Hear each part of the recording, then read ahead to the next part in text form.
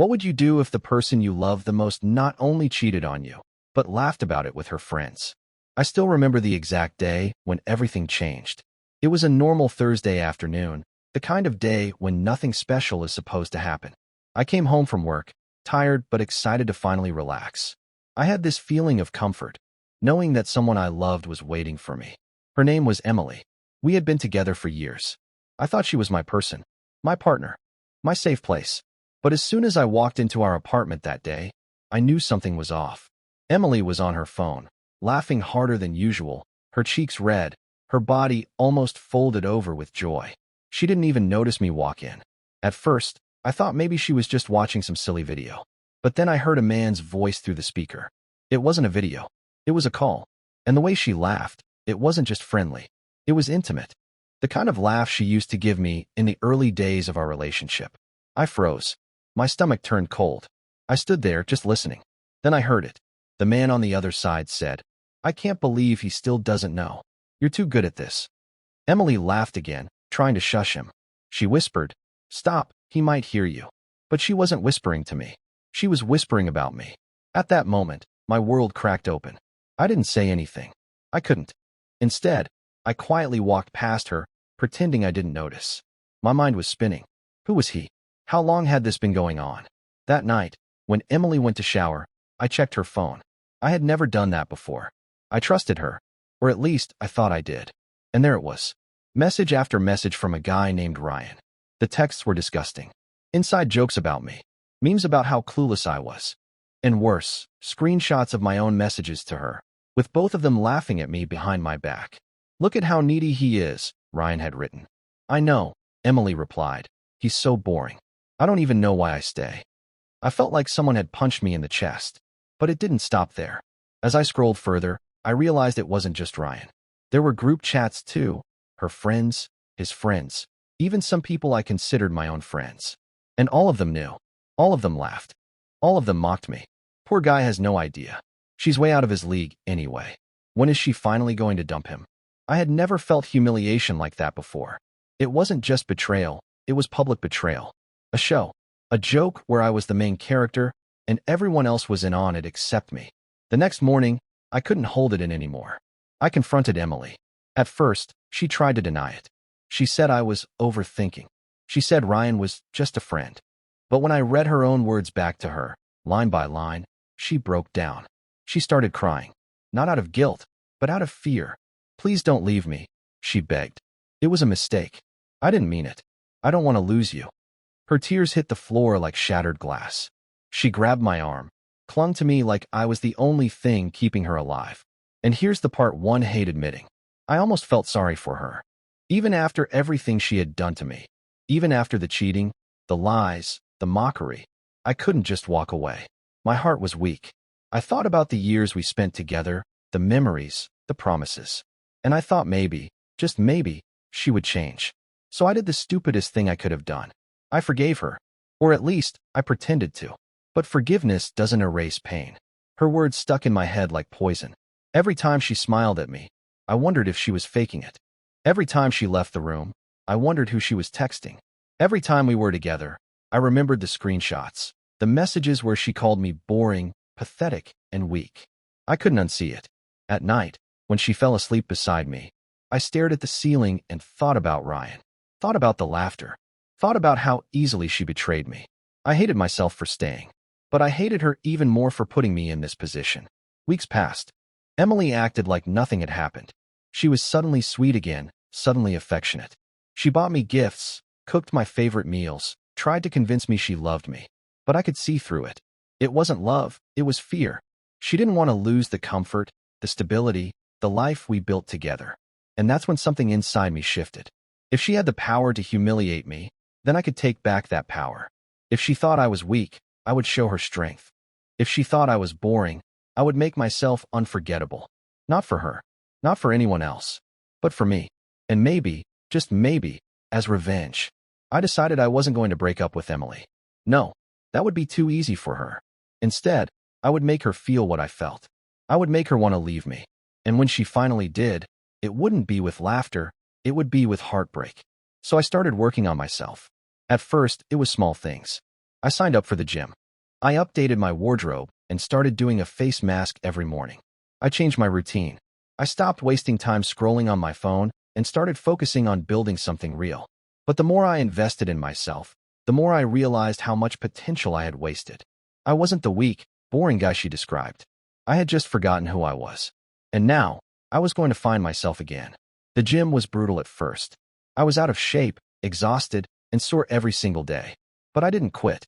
Every drop of sweat reminded me of why I was there. I pictured Ryan's face. I pictured Emily's laughter. I pictured the group chats filled with my humiliation. And I turned that pain into fuel. Every rep, every set, every mile on the treadmill, I was rewriting the story. Emily noticed the changes. She made little comments at first. Wow, you're really going to the gym a lot lately. You look different, stronger. But she didn't realize what was really happening. I wasn't just changing my body. I was changing my mind. And soon, I would change my life. Alongside the gym, I decided to start something I had always dreamed of, my own business. For years, I had put my ambitions on hold, thinking they were unrealistic, thinking I wasn't good enough. But now, I didn't care about failure. I didn't care about risk. I cared about building something that was mine. Late nights turned into early mornings. I worked while Emily slept. I studied marketing, sales, investments. I built a website, designed a brand, and started networking with people who were where I wanted to be. Slowly, my business started to grow. And with every step forward, I felt more alive. Emily, meanwhile, was confused. She didn't recognize me anymore. And that was exactly the point. It didn't take long for the balance to change. Before, I was the one begging for her attention. Now, she was the one begging for mine. She would ask, "Why don't we spend time together anymore?" And I would say, "I'm busy." She would ask, "Why don't you talk to me like you used to?" And I would shrug, "I've got other things on my mind." The truth was, I didn't need her anymore. For the first time in years, I was in control. And that's when the real revenge started. When I first started this journey, I thought it was just about getting revenge. About making Emily pay for humiliating me. About showing her that the guy she mocked was capable of becoming someone she couldn't ignore. But as the weeks turned into months, I realized something bigger was happening. I wasn't just changing for her. I was changing for me. The gym became my second home. At first, I could barely bench the bar without my arms shaking. But after months of consistency, I started noticing real changes. My arms got stronger. My chest filled out. My back straightened with confidence. I remember the first time Emily really noticed. I came out of the shower one night, towel around my waist, and she just stared. "You've changed," she said softly. But the way she said it wasn't admiration. It was fear. Fear that I was slipping away. And she was right. I stopped living for her approval. I woke up early, ate clean, went to the gym, worked on my business. No more late-night TV shows just to sit next to her. No more waiting for her texts to feel validated. No more begging for scraps of attention. I had my own mission now. And that shift, more than the muscles, more than the business, was what gave me power. Emily could feel it. She sensed that the man she once mocked was becoming someone she could lose. And the irony? The more I pulled away, the more she chased. My business started small, just an online service, a side hustle I wasn't sure would go anywhere. But the dedication paid off. I got my first client, then my second. Soon, I had steady income flowing in. I'll never forget the look on Emily's face when I told her I had made more in 1 week from my business than I did in a month at my regular job. She smiled, tried to act supportive, but I could see it in her eyes. She was shocked, because the boring, weak guy she laughed at with her friends was now outgrowing her. With success came new connections. I started going to business meetups, networking events, and gym groups. And for the first time in a long time, I was surrounded by people who respected me. People who didn't see me as a joke. People who believed in me. People, especially women, who looked at me with admiration instead of pity. At first, I kept my distance. I wasn't looking for anything. But then I realized, why should I? Emily had betrayed me without hesitation. She had laughed behind my back. She had taken me for granted. So why should I still act like I owed her loyalty? Her name was Sophia. We met at a networking event. She was smart, driven, and beautiful in a natural way that didn't need filters or makeup. We talked for hours about business, life, dreams. She actually listened. She actually cared. When I got home that night, Emily asked where I had been. I told her the truth. I had been at an event. But I didn't mention Sophia. Not yet. It didn't take long for Emily to sense something was different. She would ask little questions, pretending to be casual. Who are you texting? Why are you smiling at your phone? You never used to go out this much. What's changed? I gave her vague answers. Just business stuff. Friends. Don't worry about it. But of course, she worried. Because she knew exactly how it felt to hide something. And now, the roles were reversed. Emily started trying harder. She dressed nicer when we went out. She cooked more often. She even surprised me with little gifts. But here's the thing, it was too late. She wasn't doing it out of love. She was doing it out of fear. Fear of losing the man she thought she could treat however she wanted. I didn't reject her efforts. I just didn't feed into them. I kept my distance. I kept my focus on myself. And that made her even more desperate. One night, we went to a friend's party. It was the kind of party where people drank too much and conversations got messy. At some point, I noticed Emily watching me from across the room. She was tense, nervous, her eyes darting every time another girl came near me. And then it hit me. This was the same girl who once laughed at me with her lover. The same girl who mocked me with her friends. The same girl who thought I was beneath her. Now she was the insecure one. Now she was the one scared of being left behind. And I loved it. I started talking to more women. Not to cheat, not to be reckless, but to remind myself that I had options. There was Hannah, a girl from the gym who admired my dedication. There was Lily, a friend of a friend who was intrigued by my business. And of course, there was Sophia, who became a regular part of my conversations. I didn't hide it from Emily completely. I didn't flaunt it either. I just let her notice. When she asked who I was texting, I would casually say, just a friend. When she asked why I was smiling, I would shrug. Someone just said something funny. I let her imagination do the rest.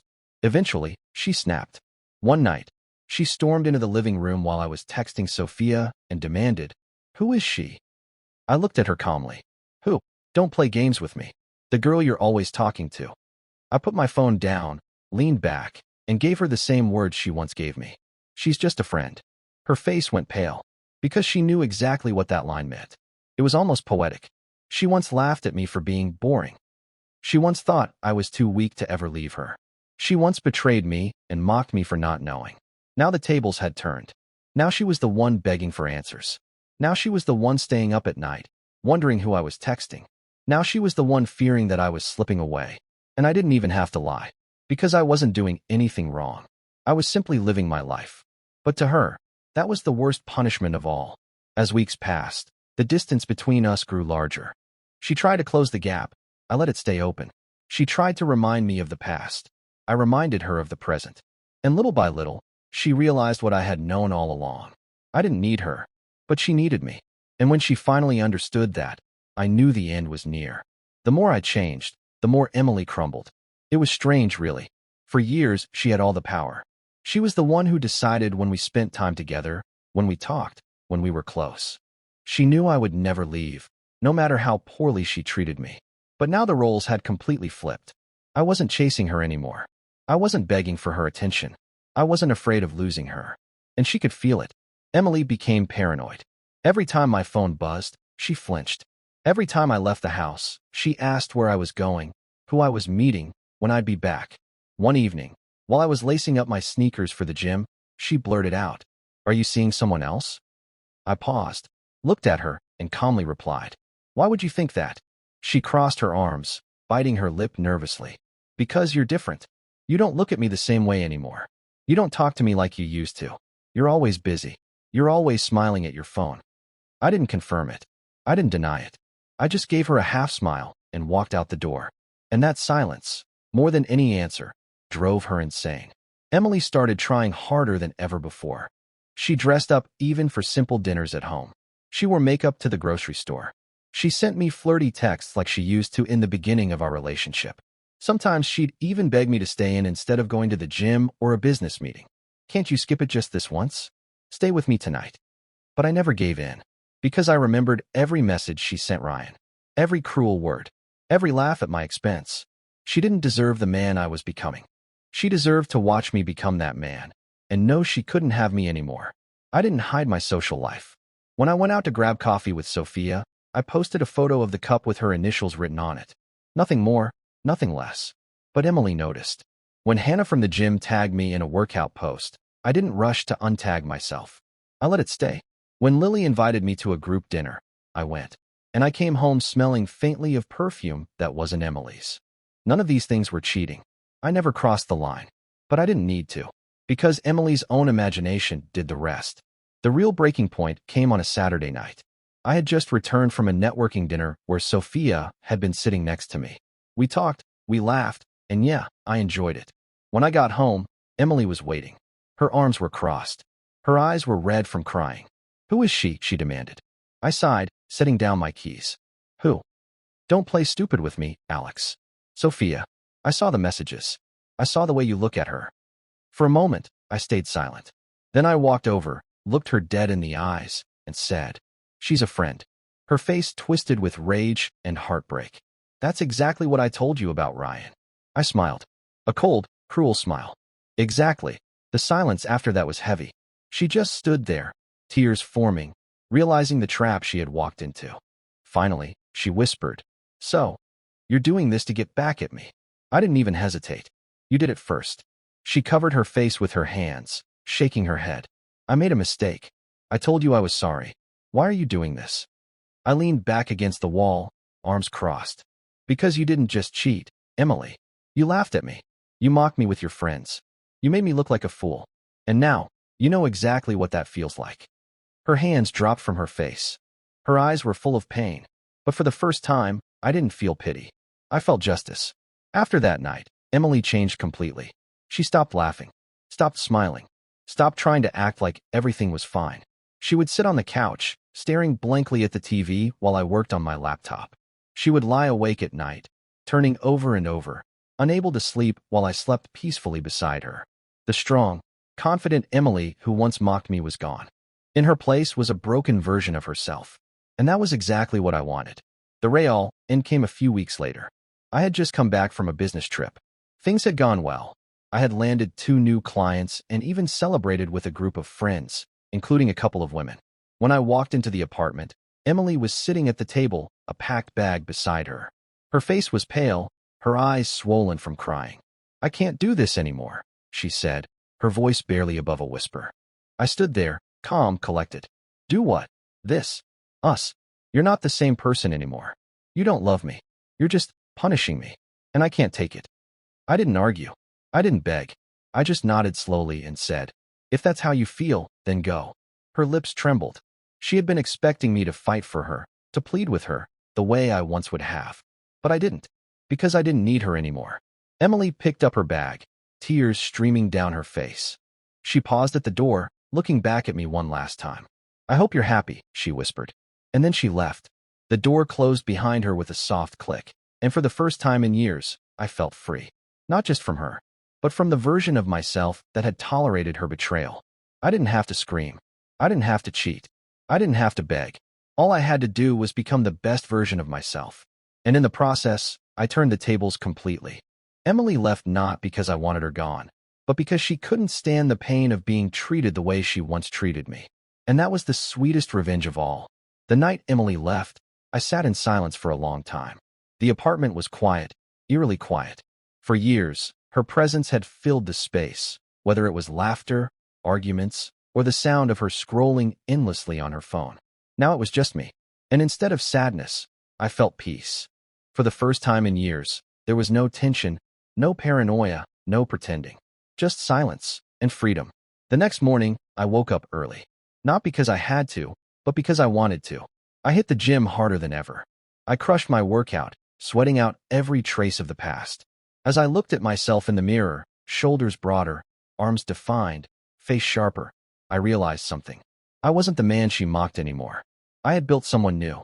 After the gym, I threw myself into my business. I had meetings lined up, clients to impress, projects to finish.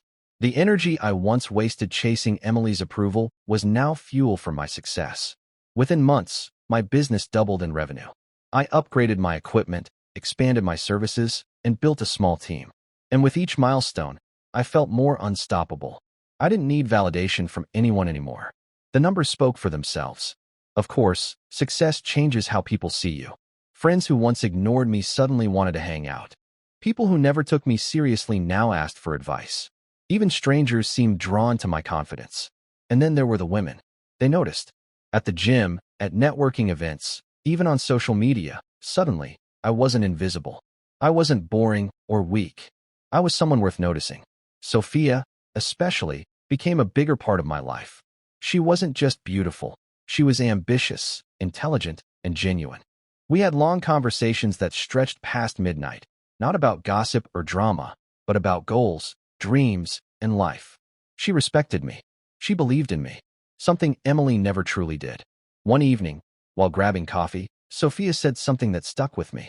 "You know, Alex, you've got this energy now. Like nothing can break you." And she was right, because I had already been broken once. And instead of staying shattered, I rebuilt myself stronger than ever. Did I think about Emily? Of course. Sometimes I wondered what she was doing. If she regretted leaving. If she missed the version of me she thought she could control. But whenever those thoughts crept in, I reminded myself, she didn't leave because I failed her. She left because she couldn't handle the new me. And that was her loss, not mine. Living alone was liberating. I decorated the apartment the way I wanted. I played my music without compromise. I came and went without anyone questioning me. There was no walking on eggshells, no second guessing, no fake forgiveness. Just freedom. And the funny thing? That freedom made me even more attractive. Because I carried it with me everywhere I went. An aura of independence and strength. One day at the gym, a trainer I had admired for months came up to me. "Man, I've seen your progress. You've transformed completely. What's your secret?" I laughed. "Pain. That's the secret." He chuckled, but I meant it. Pain had been the fire. Betrayal had been the spark. And discipline was the engine that turned it all into power. The more I grew, the clearer it became. Revenge wasn't just about hurting Emily. It was about proving her wrong. She had said I was boring. Now, people admired my drive. She had said I was weak. Now, I was stronger than ever. She had mocked me behind my back. Now, people respected me to my face. Every insult she threw at me became fuel. And every achievement I earned was proof that she was wrong. One Friday night, Sophia invited me to a rooftop lounge with some of her friends. The view of the city lights stretched endlessly. Music played softly, and laughter filled the air. As I stood there, drink in hand, surrounded by people who actually valued me, I realized something important. This was the life I should have been living all along. Not stuck in a toxic cycle of betrayal and pity. Not wasting time on someone who didn't respect me, but thriving, growing, living. And for the first time, revenge didn't feel like the goal anymore. Revenge was just the beginning. Weeks later, I got a message from Emily. It was short. "I miss you." I stared at it for a while. The old me would have jumped at the chance to respond, to reopen that door. But the new me? I simply smiled, locked my phone, and went back to work. Because I didn't need her validation anymore. I had already won. As I sat at my desk that night, planning the next phase of my business, I thought about everything I had been through. The betrayal, the humiliation, the pain, and then the growth, the transformation, the freedom. Emily thought she had destroyed me, but in reality, she had built me. Because without her betrayal, I might never have pushed myself this far. And that realization hit me harder than anything else. She was my downfall once, but now she was the reason for my rise. By the time I hit my late 20s, I was a different man. Not just in appearance, but in mindset, ambition, and emotional strength. The man Emily once mocked no longer existed. He had been replaced by someone who understood his worth and refused to tolerate disrespect. Looking back now, it feels almost poetic. The girl who betrayed me had set the stage for my transformation. The humiliation, the mockery, the heartbreak, they were all necessary steps in becoming the person I was always meant to be. My apartment felt like a sanctuary. I decorated it to reflect my personality, sleek, modern, efficient, but also personal. Photos of trips I had taken, artwork I loved, reminders of personal goals. It was my space, my life, my rules. I no longer sought approval from anyone, including Emily. I made decisions based on what would advance my happiness, health, and ambition. That kind of independence was intoxicating. Friends began noticing it too. People who had once dismissed me now looked at me differently. Colleagues respected my work ethic. Gym peers complimented my dedication. Women approached me with interest, not because I needed them to, but because I was someone who naturally drew attention. And it wasn't about flaunting success or seeking revenge anymore. It was about living authentically. Sophia became a true friend and confidant. She wasn't trying to manipulate me or make me jealous. She genuinely cared about my growth. We spent hours discussing business strategies, personal goals, and life philosophies. It was refreshing to connect with someone on a level deeper than superficial attraction. I also expanded my circle. I started mentoring younger men in my field, helping them avoid the mistakes I had made in relationships and career choices. I realized that my past wasn't just about pain. It was a blueprint for teaching others how to rise above betrayal and build themselves up. Every so often, I thought about Emily, not out of longing, but out of understanding. I remembered the way she laughed with Ryan, the way she mocked me, the way she made me feel small. And I also remembered the way she tried to manipulate me after her betrayal, crying and begging for my forgiveness. But most importantly, I remembered how I refused to give her the power to hurt me again. She left broken, and for the first time, I felt no guilt. She had chosen her path. I had chosen mine. The clarity was liberating. Looking back, I realized that true revenge wasn't about hurting Emily. It wasn't about making her jealous or insecure. The real revenge was this: becoming someone she could never undermine. Becoming someone who thrived, who achieved, who lived without regrets. Every rep at the gym, every late night building my business, every conversation with a new friend or mentor, they weren't just steps toward success. They were steps toward reclaiming my life. And the more I achieved, the more I realized that revenge had become a byproduct, not the goal. The goal was me. Here's the truth I want anyone listening to understand. When someone betrays you, it can feel like the end. It can feel like the world is collapsing around you. But it doesn't have to be the end. Betrayal can be the beginning of transformation. Pain can be fuel. Mockery can be motivation. Heartbreak can be the catalyst for becoming the best version of yourself. I didn't just get revenge on Emily. I got my life back. I got my confidence, my health, my business, and my freedom.